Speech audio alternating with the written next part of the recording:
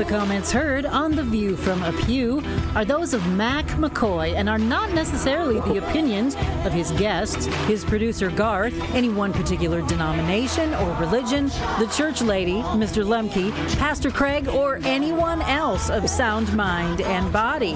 Now here is today's The View from a Pew, heard all around the world on YouTube. Just search for The View from a Pew.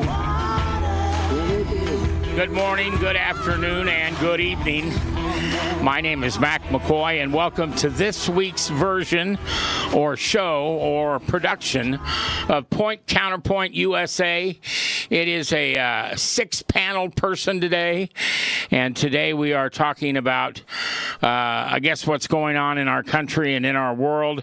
What makes us different than any other talk show is we're nice. We don't swear, even though we can, because things are changed because we're on the internet.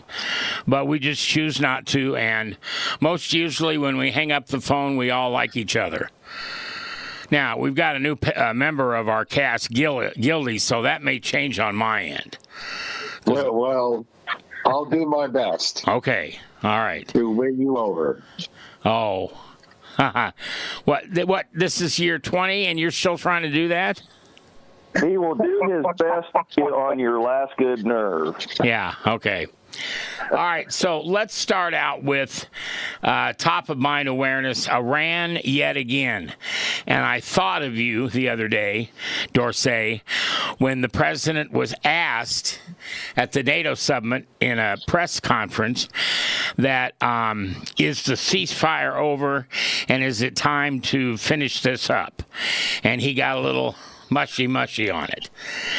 He said, we're not at war, but they are bombing us, and if they bomb us, we're going to bomb them. Well, I think that means they're back at it. And I would imagine, Dorsey, and I don't want to put words in your mouth, I want you to speak yourself, but Iran yet again, this ought to be the last time. Would you agree with that? Yeah. He needs to be done. And, you know, we've had this conversation ad nauseum, and everybody knows my views on it. I'm kind of a scorched earth kind of person. But at this particular point in time, you know, I'm not a fan of the boots on the ground thing, but they just need to go in there and remove the existing regime people and take the money that they would be using for oil sales and rebuild the country. I mean, obviously nobody is. I don't really understand how Trump even thought that this was going to work the first time, you know, because they've been lying to us for 47 years. So. Well, that's part of Trump's ego. He thinks he's the art of the deal. He thinks the deal that nobody else can make, he can make. And I'm not critical of him, but I am. He doth braggeth too much.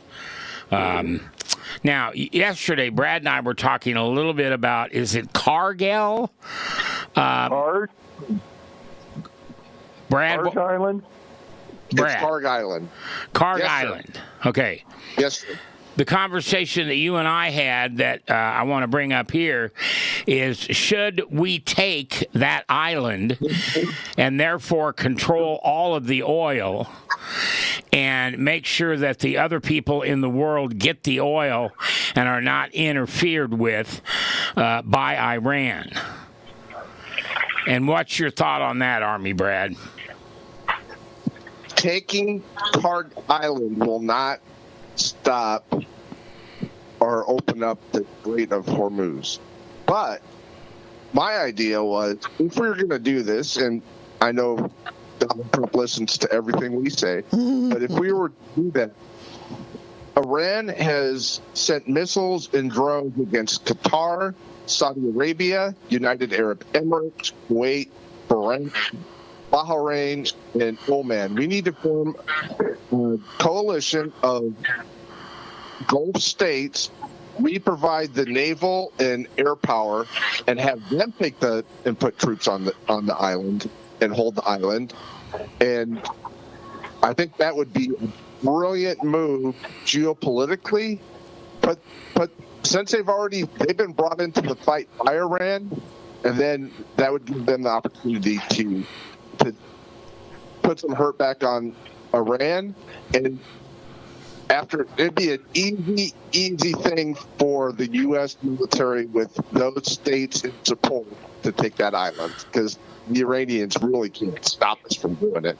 But that way we don't have troops on the ground, which would cause additional problems for the United States. But they've already been brought into the war against their will, so why not have them put men on that island and control that oil? Iran's not going to still keep pumping oil to the island. They'll sell oil to Turkey and Pakistan, try to reroute their oil. But that was my idea once we started talking about it. Should we only do that if we have other countries with their men and women's boots on the ground? To me, that's a smart move, and we only need, truthfully, one of those countries, because the Iranians can't stop us from taking it. The problem is, how long do you want to have troops in that region? And having an Arab country from that region, having the troops on the ground, it's easy for them then to also pull it back and let Iran retake it down the way as a piece in the negotiation. When we look at a map of this area, you've got Iran at the top, and then you've got the strait, which kind of goes up and then comes back down, and there's a long peninsula that is not part of the Iranian coast. Is this Karg Island on the north side of the strait, or is it on that little peninsula that's underneath it? It's to the north. So it sits in Iran. Yes, it's right off. It's like 12, 15 miles off the coast of Iran. It's farther north, closer to Iraq. Oh, okay. Okay. Steve, I'll jump over to you to get your side of this thought. Well, this whole conflict is not very popular among the American people, according to all the polls that I've read. And putting boots on the ground would be a deal breaker for virtually everybody. This is not a war that we want to be in.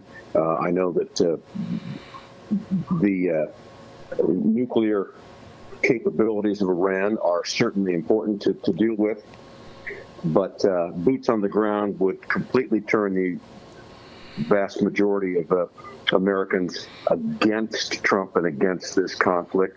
I wouldn't be against what Brad had been talking about, building that coalition. We already have it. Iran has ticked off everybody over there. Let's use those partners, quote unquote, to assist us in getting Iran to the table for some strong plan of action. Yeah, and Steve, just for what it's worth, I would completely be with you on that. I do not want American soldiers' boots on the ground anywhere in this conflict. I agree that would turn a lot of people off, and it would probably be, in my humble opinion, the worst decision he could make. And you have to understand too that there are a lot of Iranians within the country that have been suffering under sanctions for years and years, and they're just looking for ways to be able to afford the cost of living over there. And a lot of folks are for a regime change. So how do we get to that in a way that doesn't require a scorched earth plan of action? Dorsey? You don't. You don't accomplish that goal by not putting boots on the ground? I don't believe so. Okay. So then I would ask you, is it something we should consider? I have been saying from the first day, they need to go in there and decide who needs to go and get everybody else out of the way. I mean, Israel warns people, we're going to do this, that, and the other thing. Yeah. They know exactly where these people are and where they're sitting. I really don't know what the hesitation is. To me, I mean, it's the same thing as what he did in Venezuela. Okay. So, Larry, what are your thoughts on this? Well, first of all, in my opinion, you have to treat Iran as a rabid animal. They strike out at anything and everything around them. When they finally get over the edge, they will attack anyone trying to feed them, anyone trying to help them, anyone trying to hurt them, anything that just walks by. So that's the first problem we have with the Iranian or the Islamic thought process. The second thing is, when I look at Karg Island or any place there, and Karg Island is a good example, if you think like an Iranian and you look at scorching earth, if somebody were to threaten to take Karg Island from me, the first thing I would do is have a fallback plan. Okay, what happens if they take it? Well, I'd locate a lot of dirty bombs, if not a nuke, at least a lot of dirty bombs or biological weapons on that island, and then trigger it after I lost control of the island. Now, that's if I thought like an Iranian. So I think we're fraught with unknowns in doing something like that. So I think the biggest thing we could do is take the head off the snake, and then continue taking the head off the snake for as long as it takes to get down to somebody that says, hey, I want to live. So I'm maybe going to go along with this whole thing. Gildy, you want to jump in on this? I agree with, I think the idea of putting boots on the ground in Iran itself is, well, quite frankly, I think it's crazy, because that's going to cost lives on both sides that don't necessarily need to be lost. And I echo the sentiment that the U.S. population as a whole, regardless of elephant or donkey, are going to be extraordinarily unhappy if we start sending our young men and women over there without proper and definitive provocation. Okay, so then the question comes up: what do we give it back? I mean, what do we do with it when we've got it? Keep it. Okay, and what responsibility does that give us? Well, we've had boots in the theater in Germany. We've had boots in South Korea. I guess it's just one of those places that you'll have boots on the ground for the next 50 years, I guess. So you build a base like what we did in South Korea, what we did in Germany, what we've done in Turkey. Donald Trump floated this idea with Barbara Walters 40 years ago of taking Karg Island. Now, why he was cognitive of Karg Island 40 years ago, I don't know. But this is an idea that Donald Trump has had for years, so I don't know what's holding them back from pulling the trigger on the idea. But as Larry was saying, there's always this case of eco-terrorism, like Saddam Hussein did when they, set the oil fields on fire,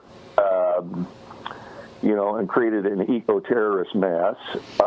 There's always that possibility, but I guess you take it, you never give it back, and you pay back our country reparations for all the lives that we've lost, all the blood lost, all the arms, legs, eyes, hands, feet, testicles of our men and women who've come back maimed. This is a way to pay our country for the blood and treasure we've lost over the last 50 years. All right, let me ask this question. Larry, I think you're a good one to ask on this.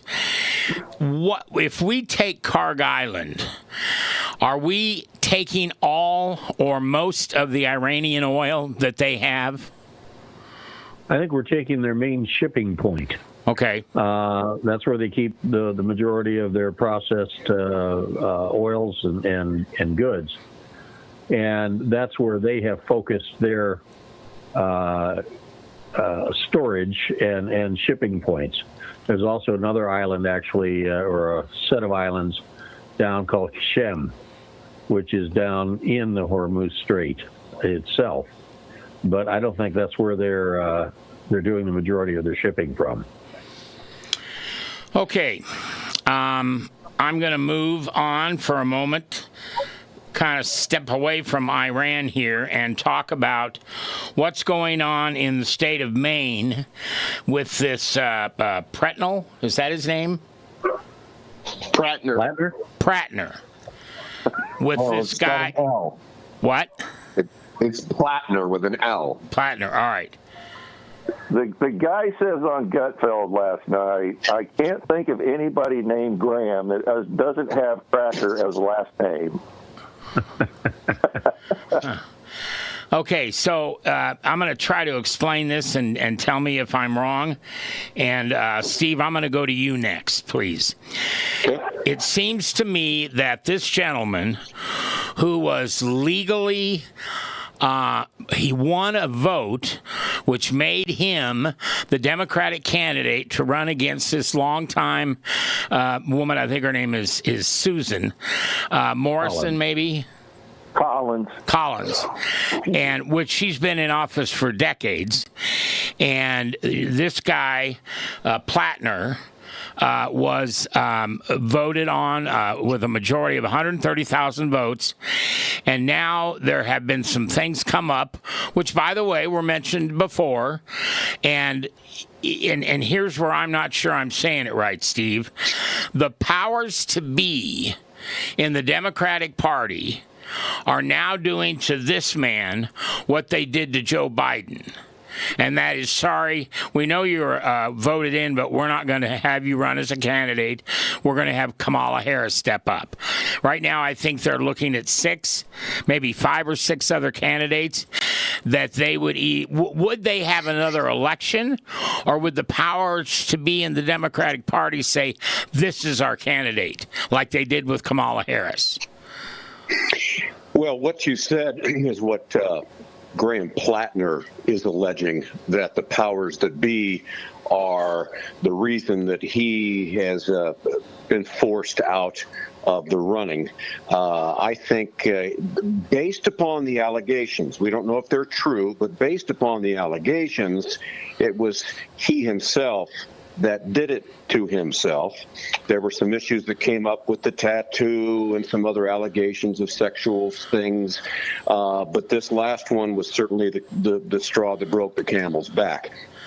Whether the Democratic Party as a whole did this, again, that's his contention, but I think he did it to himself. That's the problem when you hang your hat on a candidate as opposed to the policies the candidate brings to the table. Yeah. Now, Pratner is a populist.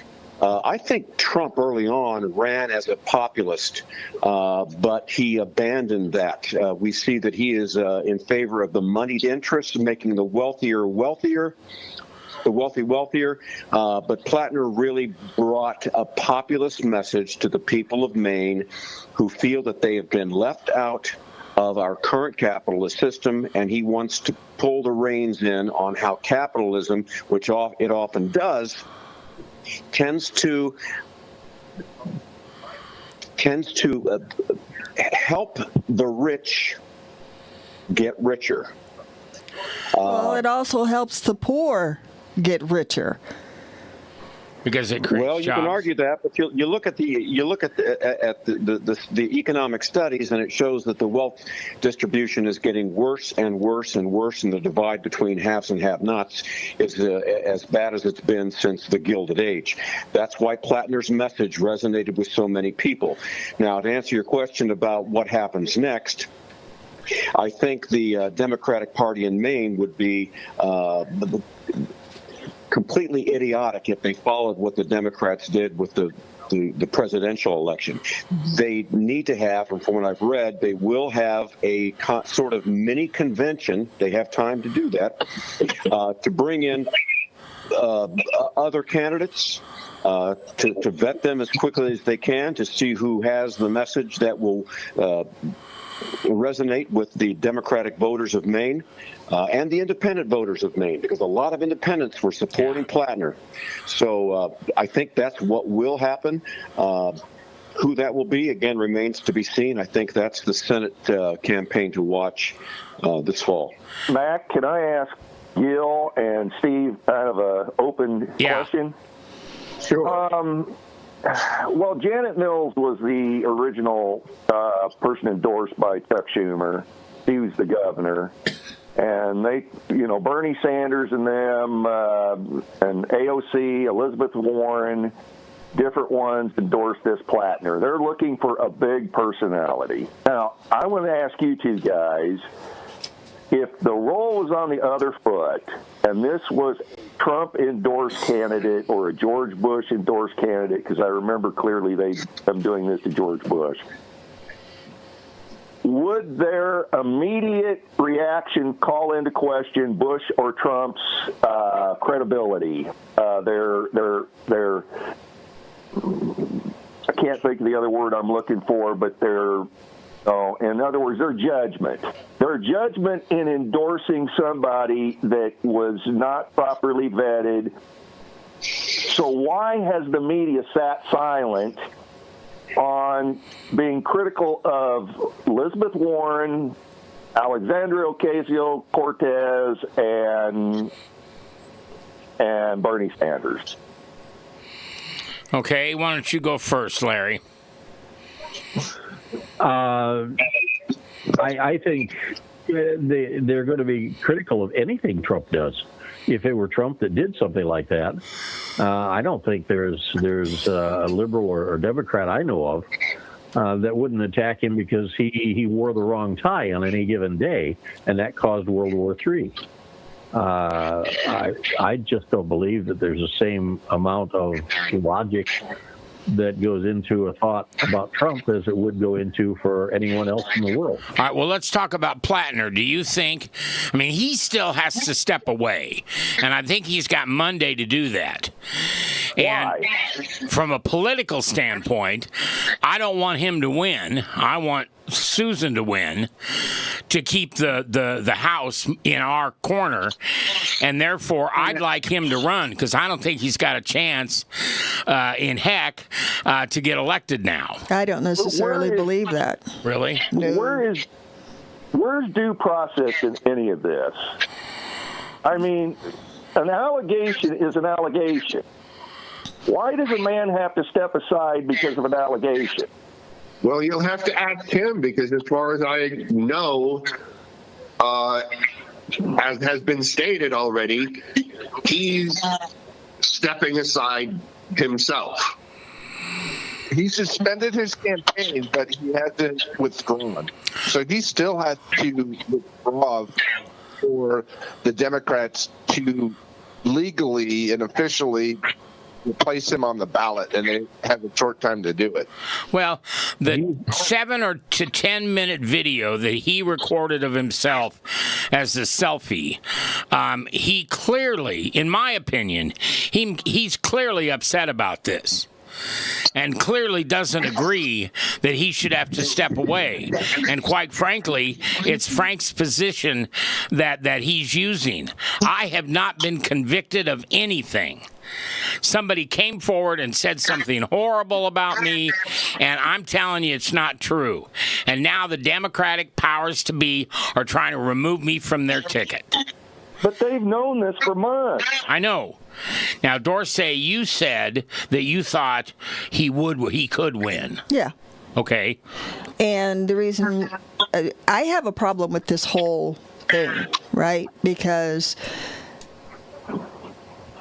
first of all, they knew who this guy was when they put him on the ticket. Yes. They absolutely knew. We And discussed that 2 weeks ago. the only reason that they're jumping up and down right now and trying to get him out of there is that all of the women that were saying that he did this were Republicans. The last lady who said that he did this to her, she agreed with him lockstep on all of his policies. But because of the fact that he was walking around saying that the other women were lying, she could not hold her tongue. Yeah. So she's a Democrat. She backed him, and they're holding her testimony up because it's not politically motivated. So they're thinking there must be some truth behind everything else. So I have a huge issue with that in the first place, because the Democrats are always talking about you need to believe the women. That did not show up here. Yeah. Maine, the people of Maine, my personal opinion, deserve everything they get at this point. Yeah. And they knew who this man was. Like I told you a couple weeks ago, that that tattoo that he had was a tattoo that was specifically only for SS officers that worked in the camps. Yeah. Okay? So you had to go look for that. Nobody else knew what that was. Yeah. Well, and I only have one tattoo, and I'll never have another one. Mm-hmm. And I knew exactly what it was when I got it. The idea that he says, well, I didn't know it was associated with the Nazis. I'm looking in the mirror, and he thinks I have stupid written on my forehead. Correct. And for me, I know that's politics as usual in this country, but it is one of the worst things about politics. Somehow you can lie, and it's okay if you're in politics. Well, and the thing about this whole situation with Maine, I believe that those people who voted for him, I don't think it's a populist thing at all. I think it is an absolute communist. Everything that's coming out of this man's mouth, and anybody who's winning on the Democrat side right now, are basically telling people like you and I that they're going to take our stuff. And there's a large group of people out there who want that to happen. Well, and I did some research on this. Let me look it up here on my screen. It is a part of what is called the Democratic Socialist Party, the DS. Yeah. And their platform is to get rid of ICE, unfund the police, have the government, in this case, get rid of the Congress and let the senators run the country. And no prisons. What? No prisons? That's right. That's their platform. And for the first time, because they've had a platform like that for as long as I can remember, but for the first time in the history of this country, they're getting elected. And I am beside myself. Well, they're getting elected because of the fact that there is, just to speak on, I can't really include Gil on this because I don't really know how his view is, but Steve has made several remarks about capitalism and the rich getting richer and all this and all this, and that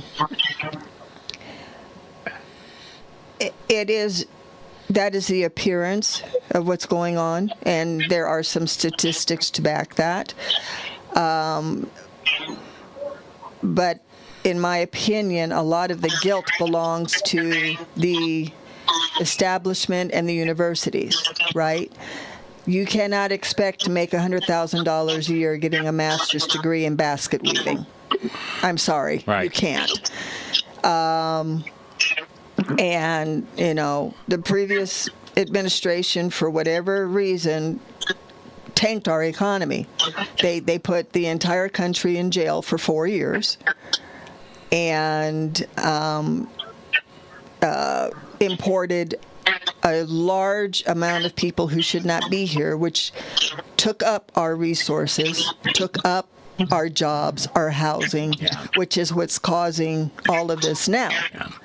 And they're fighting us tooth and nail to send them back because they know that that's their base. Well, and I was talking to somebody on the phone the other day, and I said, and they don't want to help them.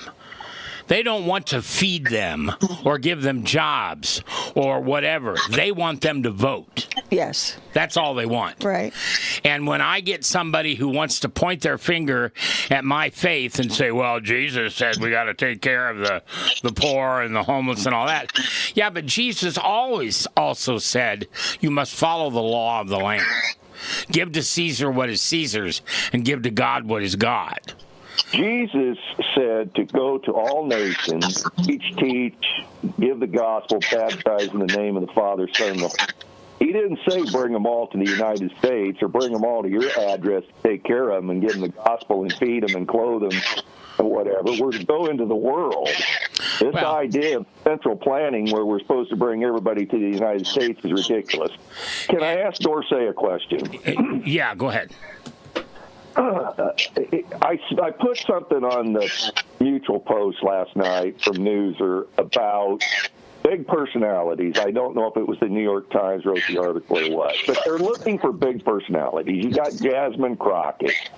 You got AOC. You've got these people that they're closet, they're open or closeted communists, basically. Are they trying to divert the communist message and pollute it down with the big personality and the big talk so you don't really, they're trying to get somebody to keep up with Trump. Are they doing this up with Trump, or are they trying to divert from the communist message, in your opinion? Well, in my opinion, those folks that you have mentioned only stay in power if they can get brown people and minorities to stay in their camp. And the only way that they can make them stay in their camp is to falsify information. So, while Crockett and AOC and those people are talking about how they're going to give minorities help and housing, all of this, they decline to acknowledge the fact that they actually imported the problem. So they let all of those people come in, and they have dumped all of those people in brown neighborhoods. They did it to one white neighborhood, and they got everybody out in 24 hours. So, in my opinion, they are basically trying to stay in power to feed their coffers and to keep all of us working for them. Which is, it's starting to not be a big thing anymore. There's a lot of people in the communities that I have been associated with, people of color who have finally figured out that they are being used by the Democrats. And they're starting to turn away, and now we've got some infighting going on within the culture because of the fact that, people are not following that track anymore. My honest opinion is that the majority of people who purport themselves of being leaders in the black community that are on the Democrat side have basically sold black and brown people down the river. Steve, any thoughts from you? If I can get back to what has resonated with Graham Pratner's message, this is very much like the progressive era of the late 19th, early 20th century. People feel a disconnect with their government and what it is doing and not able to do for them. You see a lack of antitrust enforcement. You see a lack of strong workers' rights. You see monopolies here and there. You see the tech industry that seems to be running roughshod over everything. And people are saying, we want control back. And you had people like Theodore Roosevelt and Bob La Follette from Wisconsin, progressive populists who were for stronger regulation of business, progressive taxation, labor protections, greater public control over these powers, and they feel they're left behind. That's the message that Pratner was trying to get out, and had a big following. Say, yes, we want to take more control back for the people and not feel like we're being run over by these corporate behemoths who don't care about us. And in the meantime, we've got a trillionaire. You could say, well, he's provided jobs. Oh, I think that it speaks to the nature of our democracy right now that we are back in a gilded age and people don't like it and they want to take their government back. Okay, Stephen, I would agree with you on that, but who started this?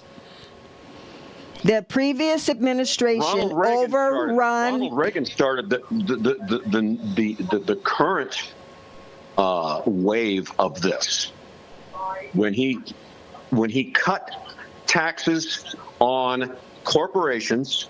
Sure, it helped the business economy, but what you've seen is now a drastic shift of wealth to the upper 10%, and that's why everybody else feels left behind. Wages have not kept up with the cost of living, and it's certainly not kept up with these massive amounts of money that have flown to CEOs. Look at the discrepancy between CEO pay and the average worker pay. It's outlandish. It is, and you're absolutely right. Feel that. And my point, that every day when they go shopping, or when they got to put their kids through school, or when they have to look to find ways to pay for their medications, they're tired of it, and they want to get a hold of the mechanism that has allowed this to happen. Well, and I understand that, and I get that, and it makes sense. But my point is, we didn't have these issues before the previous administration. The previous administration overran our country with people that shouldn't be here, who have been taking up resources. They have not been able to contribute to the society because they have been illegal, living under the table. They have given visas to where corporations have been allowed to employ these people and get kickbacks. And it's been proven over and over and over again. The big thing right now was going back through the H-1B visas. That was supposed to only bring the creme de la creme of people from other countries into this country to work. And we got farmhands on H-1B visas. And that is not what it was supposed to be. They have been issuing Social Security numbers to illegal aliens as soon as they put them in this country. And the administration before that did that. So they took 12 plus million people and dumped them into our economy. And you cannot tell me that because I worked 2 jobs for 20 years and I have amassed wealth that anybody is entitled to that. There's a difference, and respectfully, I agree with a lot of the points you made there. Okay. The Democratic Party lost in 2016 because of immigration, And Democrats have to own that. But I disagree with the fact that immigration has caused this massive wealth disparity. Oh, it has. I can promise you it has. It's a small piece of that. If immigration had been curtailed 20 years ago, you would still have this massive wealth inequality. That's not true. We didn't start having this until this last. It started with Ronald Reagan. It started in 1980. And that's what has done this. That's not true, because I was working in 1980 and we had the worst housing. Do you remember that in the 80s when you were trying to buy a house and it was 13% interest to buy a house? So you can't say that.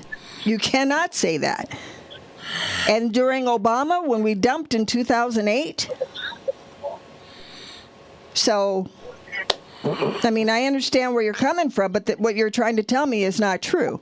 And as someone who has been in a situation of being, coming from nothing and have made sure that I'm able to live well and take care of my children, everything you say is flying in the face of my personal experience. You're listening to a program called Counterpoint. It is based in the Midwest. All of the people that you hear on this program, I have invited to be a part of this program, and each one of us brings something different than the other. There are certainly people of like thoughts, but there are no like-minded people on this group of hosts and hostesses, and that is what I always wanted for this program. We are nice. We do not call people names, and believe it or not, when we're all done with the show, we talk about how we can get together outside of the show. So I want you as a listener to please, what am I saying here? I hope you appreciate the hard work that this crew does to make sure that there are different opinions on the table, and those opinions are not role-related. They are genuine opinions. We don't sit down and say, okay, Dorsey, you need to think this, or Gil, you need to think that. We don't do that. We take the best from the best and we provide it to you, and we hope you enjoy it. You can be a part of this show anytime you want. Because it is live right now, most of our audience, almost 90% of our audience, comes from downloads and subscriptions and things like that. So if you're listening to this on your internet right now, if you would please subscribe to Point Counterpoint, if you would please follow Point Counterpoint, in this world of the economy of the internet, those are the points that they look at. Those are what we call ratings 20, 30 years ago. If you have a lot of subscribers, then that's considered that you have high amounts of people listening, and we want a lot of people to listen. Hopefully you'll notice we don't stop for commercials. We don't take the time. We'd like to, but we don't take the time to monetize this program. We focus on the quality of the program because it's my belief as a broadcaster, the money will follow good programs.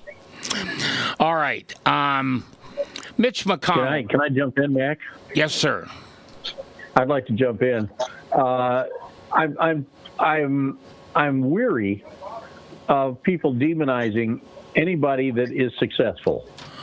All right, everybody is successful for a reason. CEOs of companies get paid millions of dollars because they're leading a company and making a profit for the shareholders and employing people. The fact that there's this huge gap, yes, there is to some degree, but what you'll find is that anybody know how many millionaires are in the United States? No idea. 23.8 millionaires in the United States, with an increase of almost 380,000 new millionaires a year. that's been steadily rising with more than 1,000 people becoming millionaires each day. Each day. All right? So these people, and you look at Elon Musk, yeah, he's worth, now he doesn't have, but he's worth a huge amount of money right now. $1 trillion, they say he's worth. But keep in mind, that's not cash. Those are his holdings. All right? And even if it was, Larry, so what? He worked for it. I don't understand why people have such a hard time dealing with the fact, like you say, that people are successful. It's two of the sins, jealousy and greed. Yeah, it's like just because they're successful and they've done something we can't do or choose not to do, they must be evil. Elon Musk, on June 12th of this year, 2026, Elon Musk made 4,400 people millionaires when his company went public. When his company went public, SpaceX, he made almost 4,500 millionaires just by that stake. I think they're probably living pretty well. And it doesn't take a phi beta to figure out that just because you're doing well doesn't mean you got there by ill gains. Elon Musk has been an incredible investment, engineer, entrepreneur, innovator, and he's doing things that the rest of us can't or choose not to do. So I think trying to demonize anybody because they've made a lot of money, people like Elon Musk don't own slums. They're not slumlords, okay? People that have anything to do with Elon Musk are making a good living. They have a good job. They've got investments. So the growth rate of millionaires in this country excels past any other country in the world. Any other country. By huge numbers. You know what? Well, Larry, look, that's not that's not something I want to shout to the rooftops about as being awesome. I don't look at a country and say, oh, they're fantastic because they have so many millionaires. I look at a country and say they're fantastic because they take care of the least among them. That's not giving handouts to illegals. That's making sure that people have the means to move up.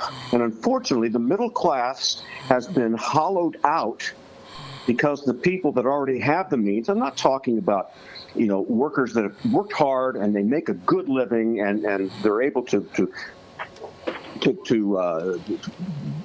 do well. What happens to our middle class? People have been left behind. People have been left behind. That's how I judge. But, okay, so when you say that people have been left behind, whose fault is that? Everybody in this country has the right and the resources that everybody else has. What you do with your decisions in life depend on where you end up economically, period. If you want to be wealthy, then you have to work more than one job, you have to spend less than what you make, and you got to put your money in places that is going to build wealth, period. It's a financial formula. It works like that in every other hemisphere on the planet. And every single American has access to that information. And keep in mind, in the United States, even the very poor of us are rich in most third world countries. Amen. All right.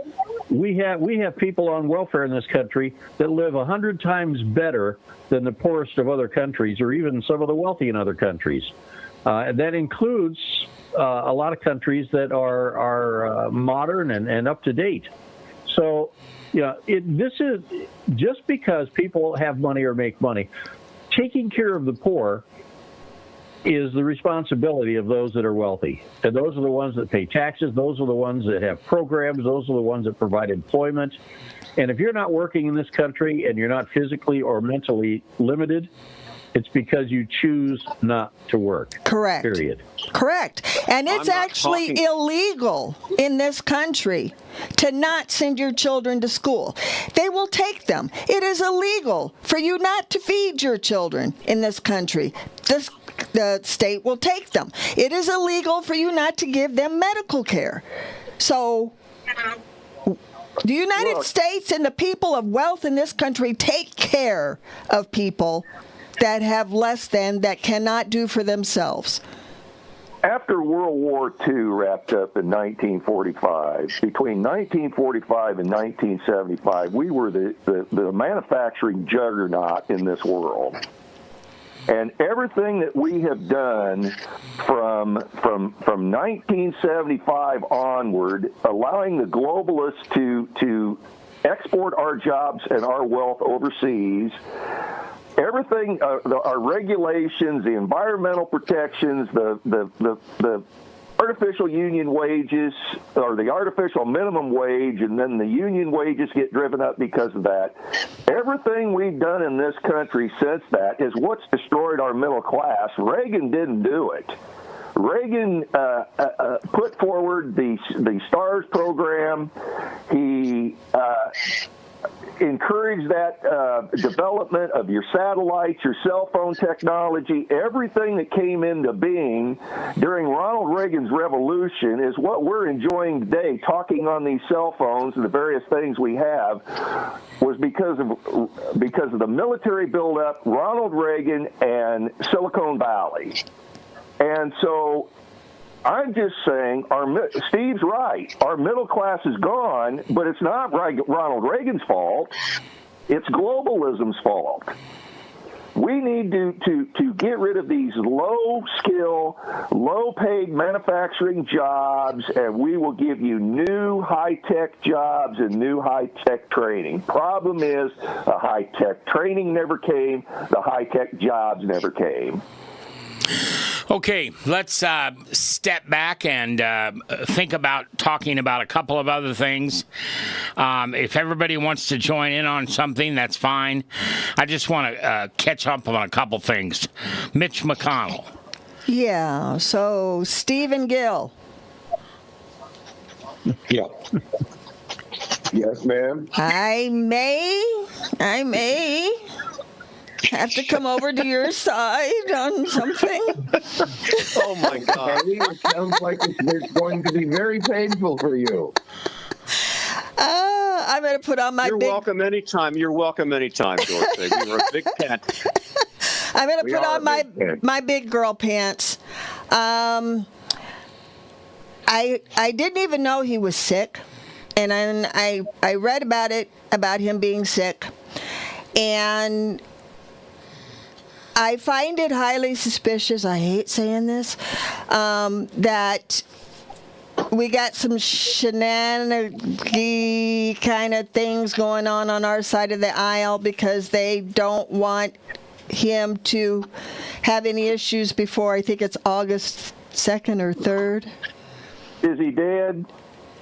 I don't know that I don't think he's dead, but I don't think he's with us anymore, insofar as I think the way that this is all being handled, I don't think he's capable of taking his seat anymore. And I don't give us your this August date you gave. What's the significance of that? Yeah. Okay, so the August 2nd date, I guess. Oh, how did that go? It has something to do with the seat in the House, right? Right. So he's supposed to retire. And if something happens before the date of August 2nd, then we cannot say that he cannot serve and that his governor can appoint someone on the Republican side to fill his seat.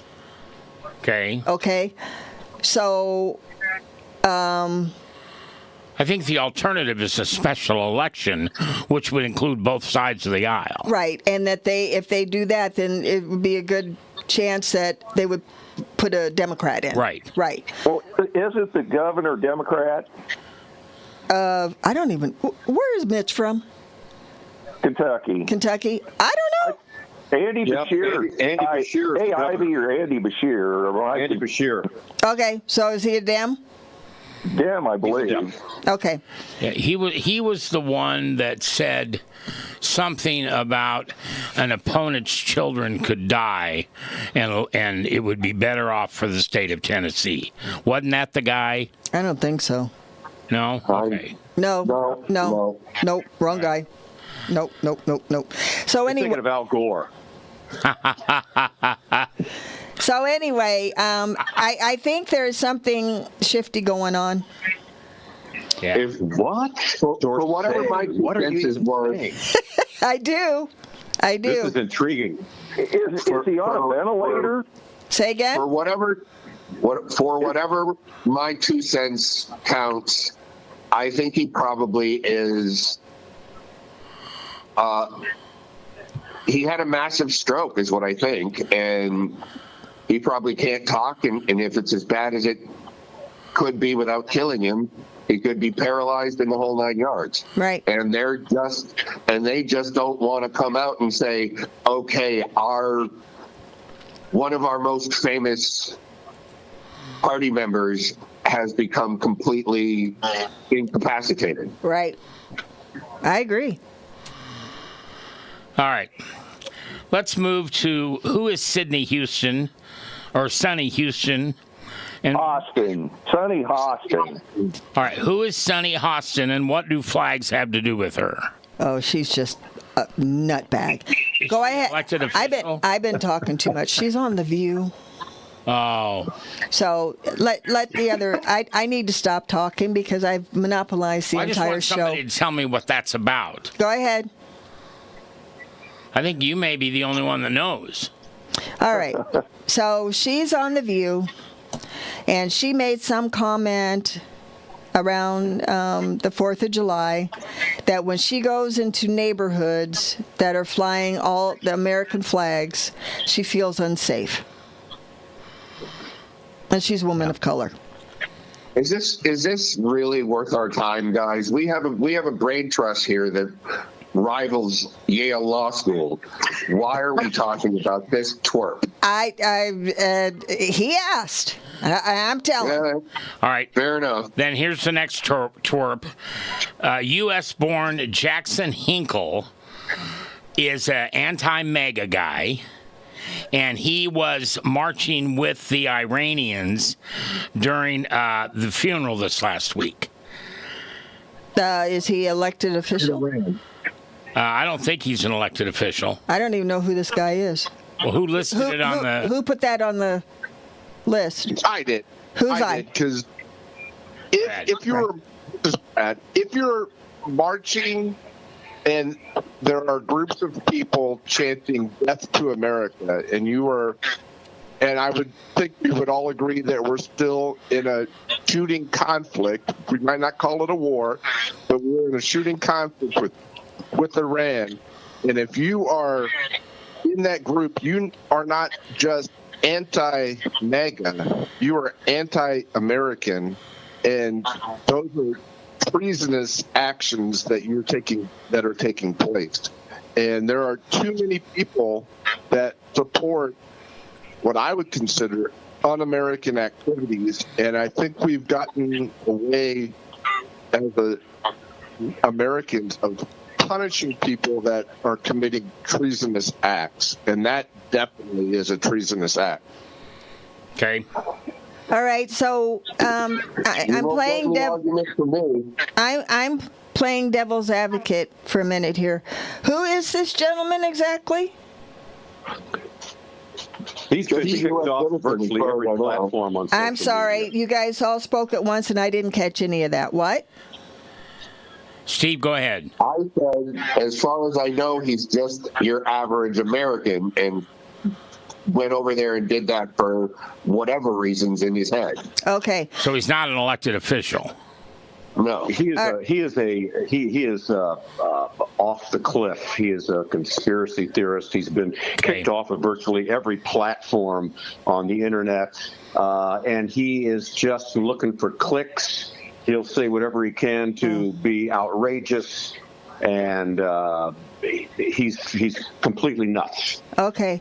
So, Brad, I understand what you're saying, but I guess where I kind of differentiate with this is that he has the right to say it.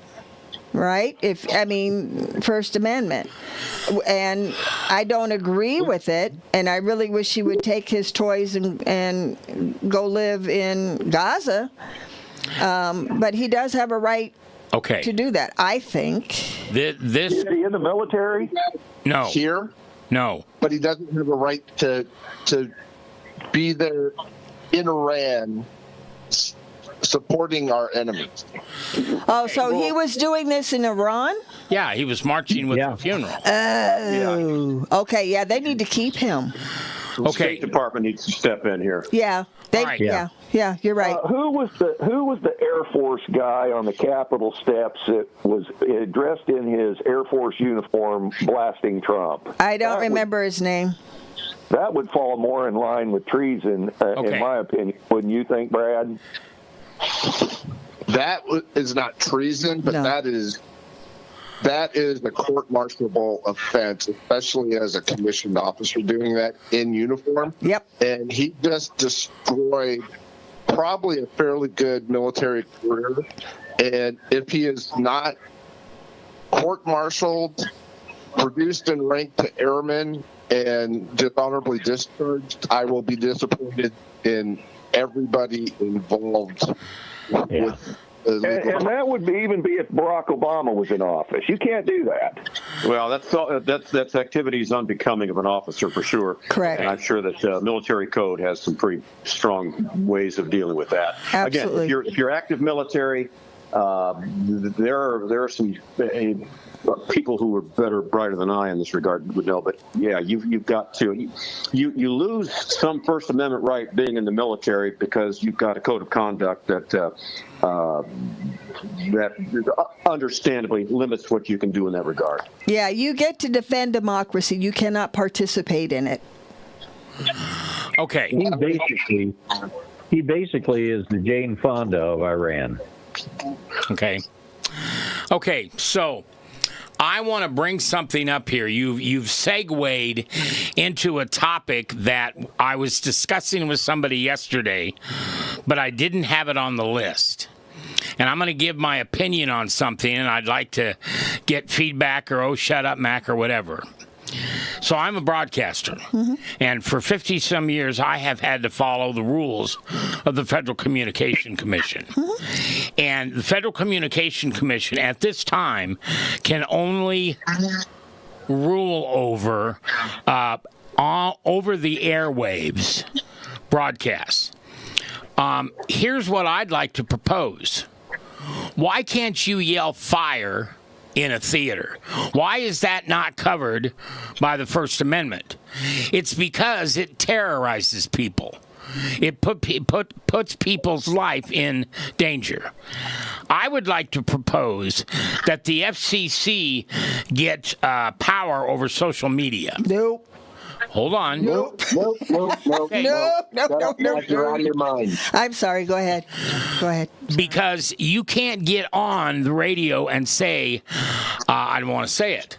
I hate so-and-so and I want them dead. If you say that on the radio, the FCC comes in and says, you can't do that. Right. We should do the same thing on social media. Why? Because this is where the crazies are playing.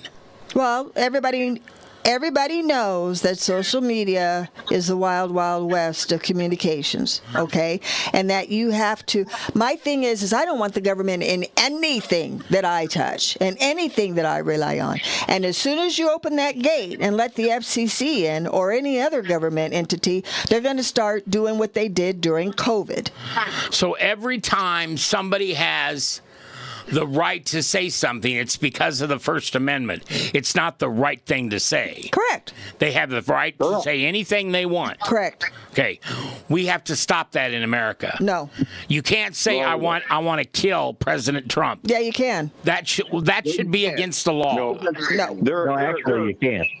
There are other mechanisms involved. entities besides the Federal Communications Commission that would have authority over speech that can be be harmful. Correct. Or so it wouldn't be the FCC. You've got state and federal laws that prohibit things like that. What scares me more than the people who are saying these things are the people who are agreeing with them and following them. Yeah. Those are the people that I'm more concerned about. The sheep. Yeah. Right. Yes, I agree. But you're going to have that in any medium that you have. Okay, well, you used the term a moment ago, What's that? Dorsey, quite correctly. Right now, the internet is the wild, wild west. Yes. We as a country had to tame the wild, wild west, or we would have gunslingers walking around town shooting people in the streets, whoever drew first and bang. Right, but my point is there's already mechanisms in place where the government does not have to be involved. It'd be up to the social. Pardon me. Go ahead. I cannot go on this show and say that I hate anybody and I want them unalived and because I promise you, if I do that, and I've done it, where I've gone on podcasts and listened to people go on their rants, and I've turned them in to the feds. There is an actual link that you can report people to the FBI. You supply the link and the content, and you paste it in there, and they go and they visit those people. Okay. And the FCC isn't anywhere near that. Okay, so... Well, there's a difference between a hope and a threat. I can hope something or I would wish something, but a direct threat would come under other legal ramifications. Okay. And it should be up to Zuckerberg and his staff, the people who run these social media companies, to police the stuff on their social media site. Okay. So let's, for a moment, let's not change subjects. Okay. Let's move the FCC off. Okay. Because what I'm hearing from you guys is there are mechanisms in place that should call out these people. Yes. Okay. Let me give you one, and I hope this is okay to bring up. Is Donald Trump a pedophile? No. No. No. There's no evidence of that. There's no evidence yet. Okay, so when somebody prints on social media that Donald Trump is a pedophile, those people should be shut up. They should be fined. They should be arrested. They should be jailed. And it's not about Donald Trump. The same thing is now happening with Pete Hegseth. Yeah, I know. Someone publicly has called him a pedophile. Right. This needs to stop. Pedophile is one of the worst kind of human beings that is a vulture wandering our earth. And to put somebody in a high public office and say it's okay for Mac McCoy to get on social media and say Donald Trump is a pedophile, we've got to stop that. We've got to stop that. The Supreme Court has ruled on that many years ago, of course, that public figures are held to a different standard just because of how our democracy works. That isn't political speech. No. That is pure defamation. There are lines, even for a public figure.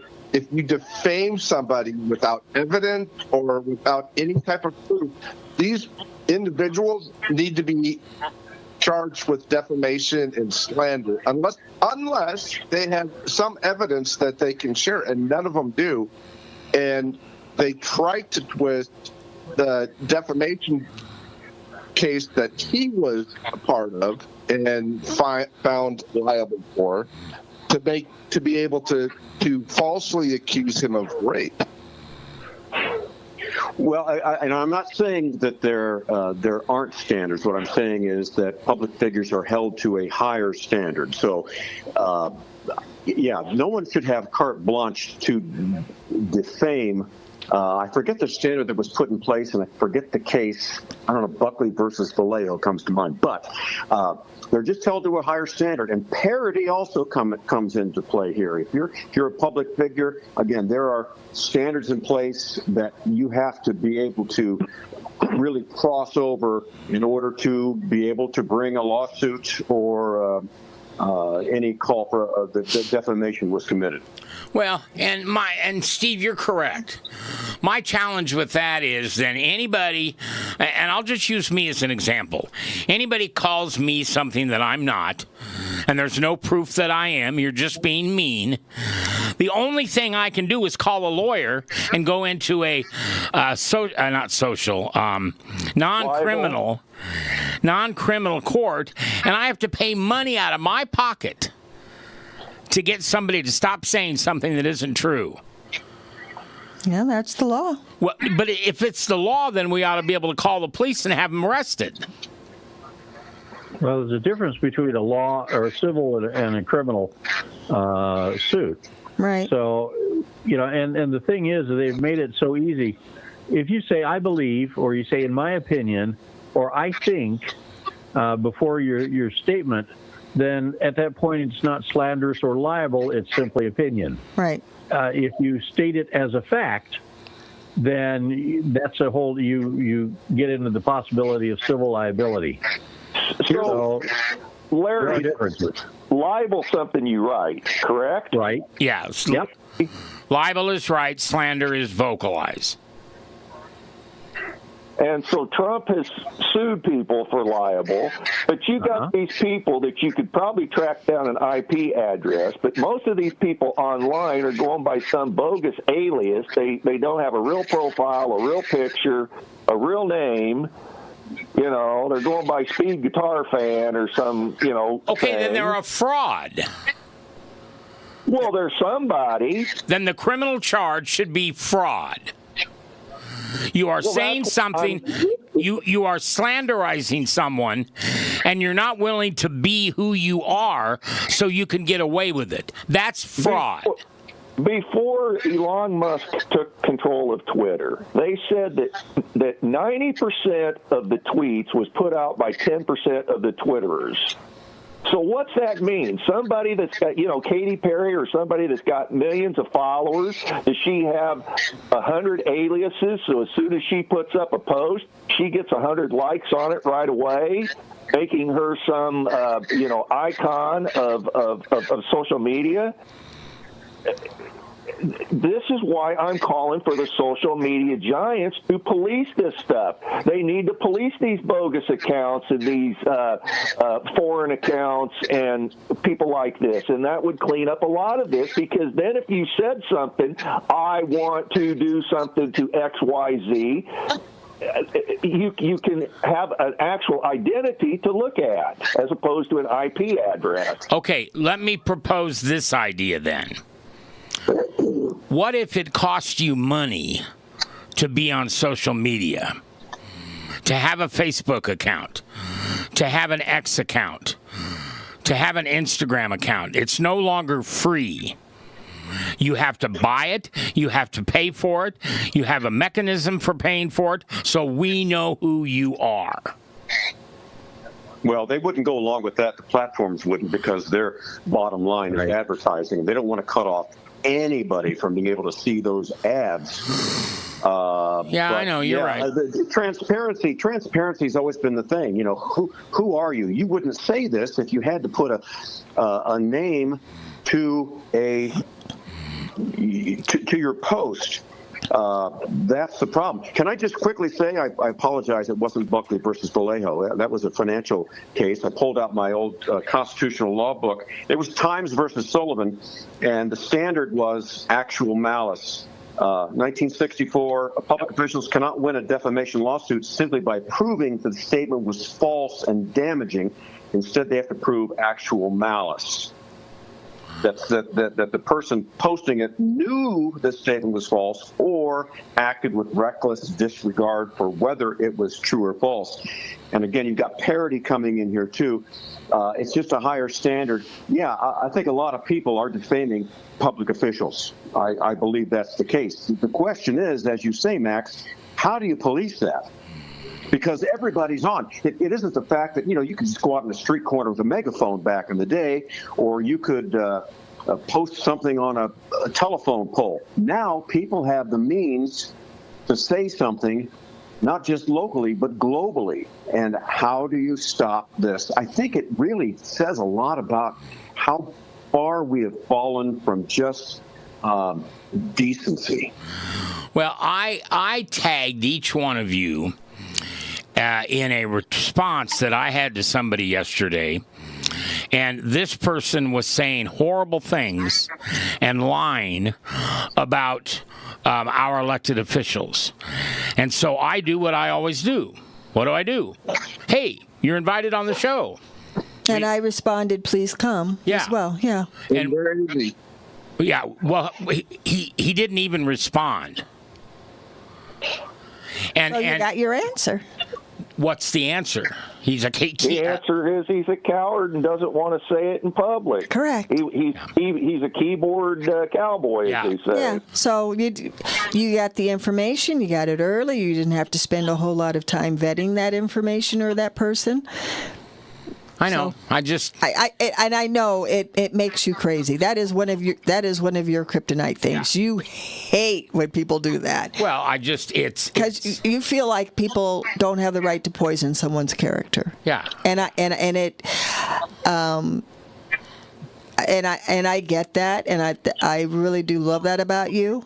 I have just always been in the situation, and I'm sure Brad has as military, Larry has as in security and everything. We've all been in careers where we've had to kind of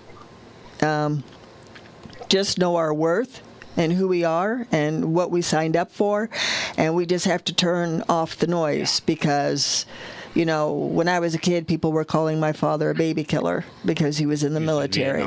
Right. And in my career, women don't belong in IT. You should be home raising kids. Or, depending on who won at what promotion, there was a lot of backstabbing in the office. And, I know Brad and our other people who have served have taken a lot of heat for their life decisions, and I'm sure they've walked up on conversations where their feelings have been incredibly hurt by people. Well, and those of you that are on my team, hopefully you have seen this happen several times, because I most usually will tag you or hashtag you. I want you to know that I am saying to people, okay, you want to say that out loud in the public place? Come do it on the show. And sometimes what I get back is, oh, you just want me to help your ratings. Boy, are you ignorant. There are no more ratings. I think everybody would agree one of the smartest guys we have in the country is Jonathan Turley, professor. And he's got a book out, The Age of Rage, and he's talking about how people, he nuances between sedition and treason, and how it's just rage feels good, and people want to vent that rage.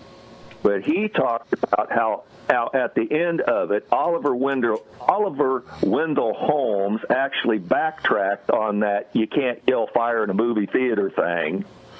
And that I've always said, can you yell fire in an empty movie theater? I mean, what it's coming down to is cause and effect. Is my speech causing harm on somebody else? Hang on a second. My right to swing my fist wildly in the air is my right, but my right ends where somebody else's nose starts. So you have to balance the free speech of both parties involved. Okay. Go ahead. So that brings us to another segue, if I may. Now, Larry or Brad or Steve, if anybody wants to jump in on that past topic, what we're going to now is kind of the same thing. I want to define what a terrorist is. I want us to define what a terrorist is. And then I want to and I can do this on my own. I don't need anybody to agree. But I'm going to identify people who are terrorists. And it's going to be very harmful for me to say that about some people because they're not going to like it. It's like a certain person that we used to hang around with when we said he was TDS. He went off the rail. He even did it on another radio station with the mayor. Those are the people who are terrorists. So here's my question, and let's try to do this quickly. We've only got about 18 minutes left. What is a terrorist? Dorsey, I'll start with you. In my opinion, I mean, I could give you the dictionary definition, but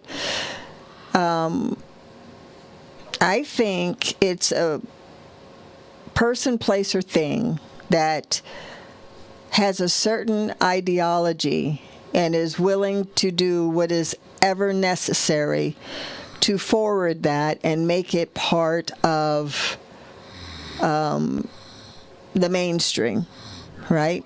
So, and a lot of them will do it with point of violence, right? Okay. Whether it's taking something from you or doing something to you and yours, to push something that they feel is appropriate. Would it be fair for me to say, here's the short version of that. A terrorist is someone who makes someone feel terrorized. Yes. They don't feel safe. Right. That would be my... Yeah. Yeah. Okay. Frank, what do you think the definition of a terrorist is? Well, it's somebody who's trying to instill fear in you, to stop you, intimidate you, bully you from doing something that you want to do. So we walk around in a free society. So a terrorist wants to blow up, one of the targets of 9/11, if they couldn't hit the White House, of all places, was Mall of America. And I took the lady friend once upon a time, her daughter, to the Mall of America. And if that place would have got hit by an airplane, that you know how many people are in that mall at a given time. That would have instilled a great deal of terror to people to even walk out of their house and go anywhere. That's the object of terrorism, is to instill fear, make you afraid of your own shadow. All right, Larry. I always considered terrorism assault on steroids. It's extortion could be a form of terrorism. Blackmail could even be a form of terrorism. But it's trying to get a result based on causing someone else fear, either for their well-being, their safety, or the fear of others. All right, Brad. That's my opinion. For me, it is anybody using asymmetric warfare and actually committing violent acts within their ideology to force others to take them seriously, basically. Okay. Now, terroristic threats are different than an actual terrorist. There's people that use language in inappropriate ways to get their cause, but actually to be a terrorist, you have to take those asymmetric actions of violence against other people. Okay, now I'm going to go to Gil because this is a conversation that Gil and I had the other day. And we were talking about the protesters protesting ICE in Minneapolis last year, and how it went far, far, far away from a legal protest. Okay. And the conversation went to that young lady, Kelly Good, I think was her name. Okay. She was the one that the... Renee Good. She was the one that, depending on what video you watch, and I say that because Gil has a different view of that video than I do, she was trying to run him over, and he defended himself, and that's why he has not faced any charges. Okay. So, she's a terrorist. She was using her vehicle in the midst of a protest to try to hurt the people that were trying to stop people from hurting people. I'm just going to say the same thing I said when we were on the phone, just between the two of us. And I said, from every video I see and from every sound I hear in the video, she is making it perfectly clear that she does not mean him harm. She is trying to back out of the parking space, and she turned her left front wheel to the left to try to avoid him, and he stepped in front of the vehicle, and instead of either just letting her drive away would have been the true and rightful thing to do. No, it wouldn't have been. No. He draws his gun and he shoots her in the head. Okay, so here's Gil, I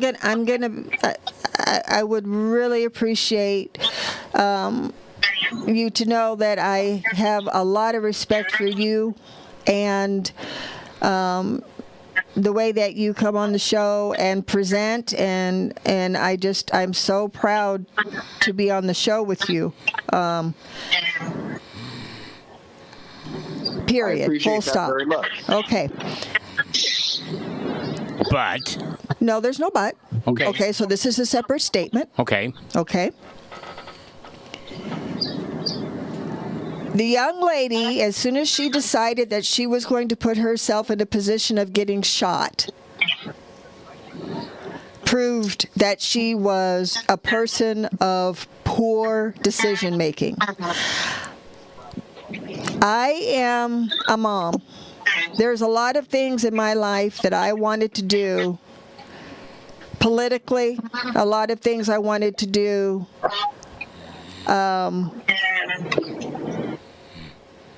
in order to participate in this great country and its politics and everything like that. As a mother, and as a responsible mother, you do not put yourself in a position of having your children motherless. Now, a lot of things that were not reported on this young lady is that she had her children removed from her a couple of times before she even showed up. Number one. Number two, she went a great distance to participate in this. So the very fact... Didn't they move to Canada? They moved to Canada, yes, and couldn't make enough money to live there because they were on a visa. Imagine that, the government saying that you can't live in here and work without a visa. And so they returned back to the United States. But my point of the conversation is, I was raised with don't start none, won't be none. All of these protesters that want to put their hands on ICE, they want to be out in the middle of the street stopping people from going to work and not going to work or whatever the case may be. My personal attitude is, I'm going to run you over. Because if you are the kind of person who doesn't have the wherewithal to be an adult and have a conversation with me over a table, over with coffee or whatever, but you want to stand in the middle of the street and make me feel like you're going to destroy my property or harm me because I'm doing something that you don't feel is appropriate, I don't know what to tell you. To me, that whole thing was personal self-defense. And everybody on this planet knows, or at least in the United States, if you are stupid enough to defy the orders of a police officer, whether it's accidental or not, you get what you get. And that's where I'm sitting with that whole situation. Everybody who has had any issues with law enforcement and getting hurt, they get what they get. Yeah, that ICE agent asked her to get out of her vehicle. Right. And at that point, it should have been done. Yeah. And that demanded, gave a lawful order for her to exit the vehicle. She knew that she was being given a lawful order. She disregarded it. First, you can question whether she should have been there or not. She was intentionally obstructing federal law enforcement in the legal performance of their duties. Mm-hmm. As soon as that she changed herself from an innocent civilian to a lawbreaker, and in my heart, I don't think she intended to hurt somebody, but I spent 4 months in a hospital, and the person that hit me had no intentions of causing injury, but came close to killing me.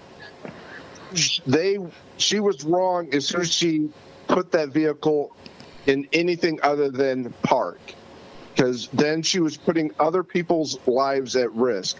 That officer in front of the vehicle intentionally put himself in front of the vehicle because that's his job. She was not legally able to leave that scene because she had been given lawful orders and was disobeying them. But she had been so far get out of there way before that, and she ignored him.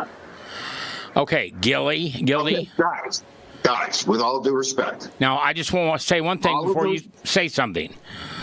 You understand what I told you on the phone was what Brad just said and what Frank just said and what Dorsey said. She put herself in the middle of that and broke the law. Okay, I'm not. For the purposes of this conversation, we'll say that I believe that's actually true. Okay. It's good that you believe it. It's my position is that there were other ways of dealing with it. How? Than immediately drawing your weapon and killing someone. Well, I can tell you one thing. I can tell you. The thing is that that's what they're trained for, right? She was given a lawful order. She didn't obey it. He then put himself in a position to stop her, hoping that him being in the way would stop her, because nobody in their right mind is going to run over a cop, you would think. And she didn't do it. What was he supposed to do? No, I really want to know what you thought within the 30% of a second. I'd have shot her too. I'd have shot her before she done that. As soon as I told her to get out of that car and she hadn't have done it, I'd have shot a hole in every one of those tires and made sure she couldn't go anywhere, and I'd have pulled her butt out of that car. Then why didn't he do that? Can I jump in here? Yes, please. Because he could have. Yes, please. Okay, there's a lot of misinformation here. First of all, she was not in reverse when she hit the officer. She was in reverse. She tried to back up. Then she moved forward. She was driving forward. The wheels in the vehicle were spinning in a forward motion. The officer didn't have his weapon drawn until the vehicle impacted him. Until that vehicle made a touch on his body, his gun was in his holster. All right? So at that point in time, he had every right and every reason to draw that weapon after he was struck by that vehicle and end the threat. Furthermore, she had her 6-year-old son in the vehicle with her. Okay? What responsible parent would put their son in the vehicle where they were going to a protest where all the likelihood of violence breaking out, including the parent causing the violence, would do that? She was completely and totally in the wrong on this. You can't say anything right about it. As I say, she was not backing up when she hit that officer. The wheels were turned, but that officer couldn't see which way those wheels were turning from his vantage point, and he didn't draw his weapon until she struck him in forward movement. That's why he's not charged, and that's why, unfortunately, she died. Okay, so to continue this conversation in the way I started it, she's a terrorist. I don't know. I would say that. No, I would say she was an assassin. Okay. I would say she was an assassin. I wouldn't say that she was a terrorist. She was there in her vehicle in a place that she wasn't supposed to be legally. Right. She was asked to leave. She stayed there to terrorize the ICE people.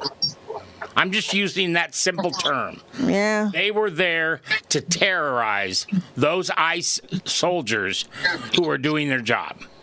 They were there to obstruct, interfere. I don't think there was a terroristic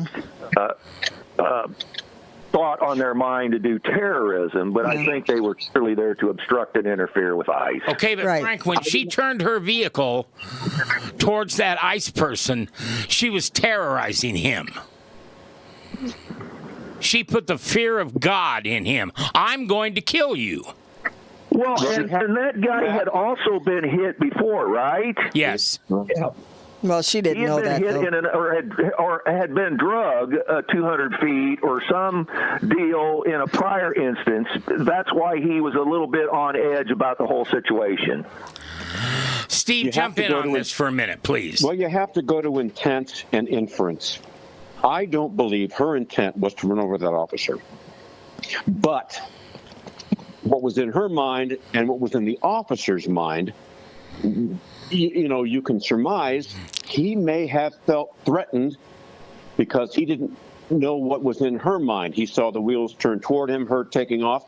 His thought may have been, yes, she's trying to hit me, even though she may not have intended that at all, but to get her ass out of there.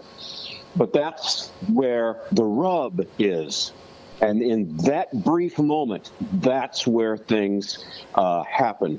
His thought, her intent, but he had the gun, she didn't, and it was certainly an unfortunate thing. And was she dumb to do this? Well, if you die for something, you can maybe look at that.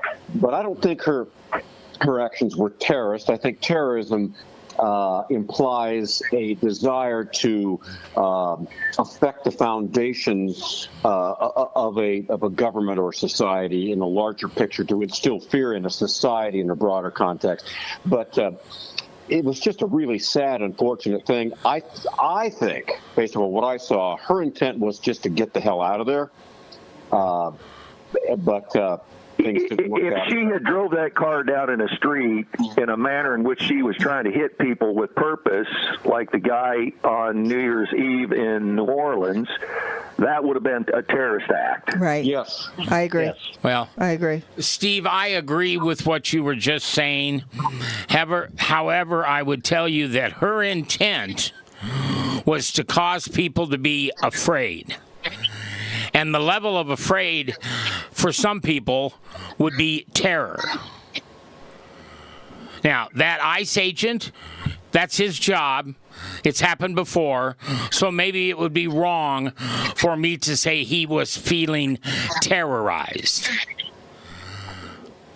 Well, he could have felt terrorized and not be the result of a terrorist act. Right. So it was just, again, in those moments, split decisions. Officers face this all the time, and they have to suffer the repercussions if they make a wrong decision. And it's just one of those moments where you don't want to put yourself in those situations if I was the woman. Well, and once again, it seems like everybody here, I don't know if Gil's in this group, but most everybody here is saying she put herself in this situation. She chose to break the law. And then she chose not to follow a command from an officer of the law. My only disagreement with what everyone is saying here, my central disagreement, but not my only one, is it needn't have, and I put this on the ICE officer, not her, it needn't have had to been dealt with by lethal force yet. And I agree with you exactly on that point. Yeah. But I don't necessarily believe he did it to be lethal. I believe he did it to make her stop. And it just happened that he killed her. I don't think it was his intent in any way, shape, or form for that to end the way it ended. I really don't. I don't think she intended to shoot to run over the officer, but she made choices up to that point, and then had a complete and total disregard for that officer's safety. Correct. And as Steve said, buddy, this here is if you've been asked to comply, any police stop, any traffic stop in the world, watch these things on these reels on Facebook. You've been asked to comply 10 times. Okay, and you've refused to either get in your car, get out of your car, submit to this, submit to that, whatever the legal command by the official is. Do this, do this, do this, or I'm going to break this window, or I'm going to enter your car and I'm going to pull you out on the ground. They refuse to comply, and then when the officer says no, that is over. I'm now taking control of the situation. You're going on the ground. Well, then all of a sudden I was complying. Get your sergeant, your commander here, because I was really complying when they weren't. And this is the situation with Renee Good. They had been following them around since like 9:30 in the morning. Every place that they was going, this car was, according to what I've read. So she was asked on numerous occasions to comply and get out of there, and she refused to do it till the point where now deadly force is a possibility. It's her fault for putting herself in that predicament. All right. Well, Gildy? Yeah. In order to help a little bit here, police officers carry a gun. All right? I mean, everybody agrees with that. They carry it because of the possibility they may need to use it. She was carrying a weapon also, a 3,600-pound SUV. All right? If she had been carrying a gun, not even aiming it at him, but the officer said, put the weapon down, put the weapon down. She refused to put the weapon down. And he said, put the weapon down. And then she suddenly raised that weapon and pointed it towards the officer. The officer is legally justified in a shoot at that moment. All right? She had a 3,600-pound weapon. And she wouldn't get out of it. She wouldn't put it down. She wouldn't turn it off. And at some point, she chose then to move that vehicle towards that officer and put him in mortal danger.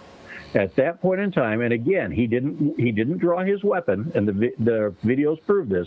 He didn't draw his weapon until contact was made with that vehicle. So I wouldn't stand there and let somebody point a gun at me after I told them to put it down a dozen times. You just simply can't do that if you value your life at all. Okay, so Gildy. You have to look at it in that was a vehicle, that was a weapon. Gildy, before we wrap this up, do you want to talk about the fact that you don't think ICE should wear masks?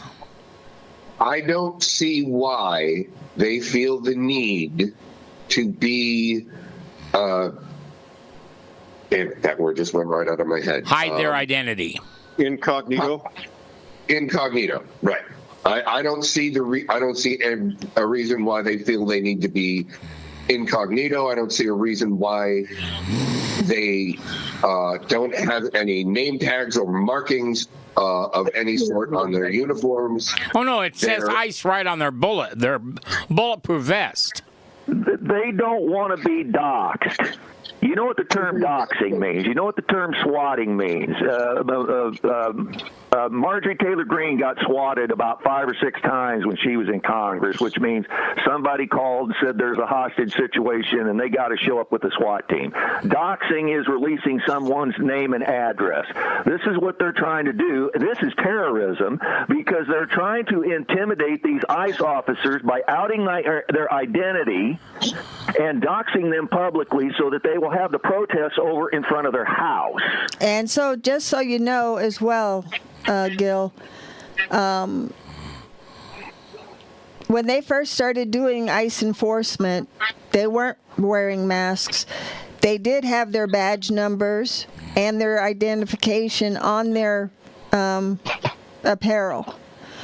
They stopped doing that because one of the officers, well, it was several occasions where they got doxxed, and one of them almost got shot in his home. So that's when the policy change was made. I'm sorry, what? Just for the records. October 30th of 2025, the Department of Homeland Security released statistics.